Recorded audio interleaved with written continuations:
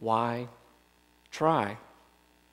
But do we accept that line of reasoning in other areas of our life? No, we don't. Of course we don't, right? Things need to change. People need to be different than the way they are because they desire to be different than the way they are.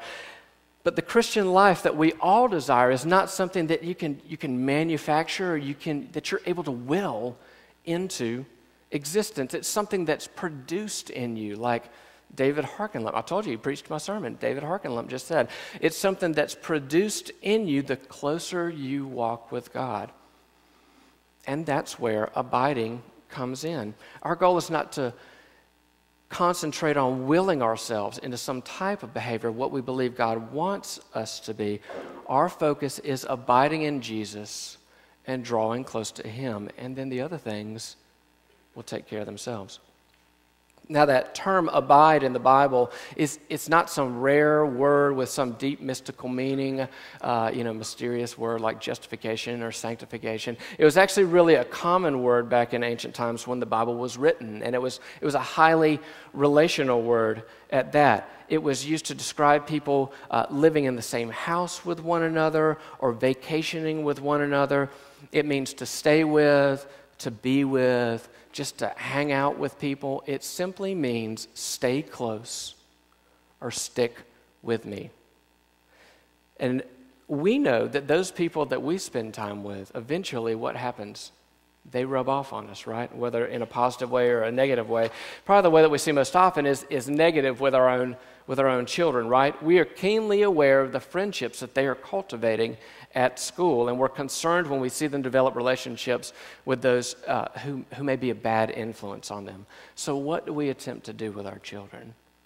We restrict their abide time with those people, right? I gave an analogy to the Abide leaders when we started this, as we were training back in August.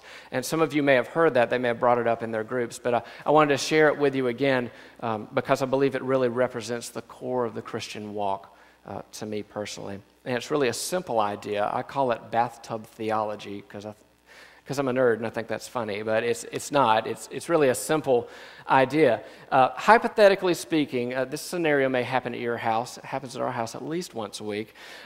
If you turn the water on in your bathtub and then you walk away for a minute or two to do something else, or there's some other emergency that's come up, is that going to present a problem? Just a minute or two? No, you'll get back in plenty of time to turn the water off, right? But what if you become distracted and you walk away for several minutes? Eventually, where does that water end up? On the floor, right? And then your spouse, I'm not going to say which spouse in our home, will ask you to get the mop and clean up the mistake there. The water runs all over the floor, right? And if you don't mind me saying this, I hope not to offend your sensibilities when I say this, but God has designed you a lot like a bathtub. I know that's a little strange to say, to operate in that way. God has called us to minister to our community and beyond with a fervor and a passion that reflects the nature of Jesus Christ in our hearts. That's true. But as strong as that calling is, God never ever designed any of us to minister out of the dregs of a shallow spiritual life. Like an overflowing bathtub, He designs us to minister out of the overflow of a deep spiritual life and spiritual walk. So much so that our spiritual lives literally overflow and spill over into the areas of home and work and service in the community, in all those areas.